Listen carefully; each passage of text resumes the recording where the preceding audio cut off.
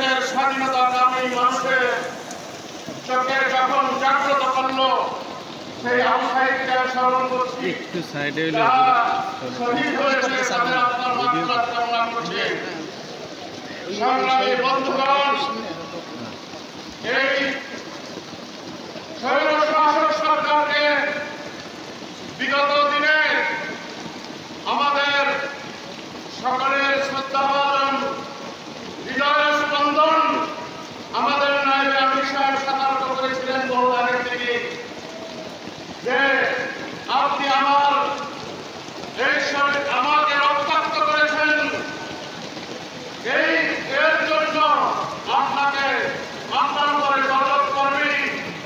কিন্তু আপনি শ্রদ্ধার নয় এমনকি যারা কাউকে হাত দিয়েছে একটা মানুষকেও ম্যানেজ করেন নাই, কোনো বিচার করেন নাই। আপনি ক্ষমতাকে পেয়ে মনে করেছেন আপনি বলতেন আমার পাওয়ার লাগবে, পাওয়ার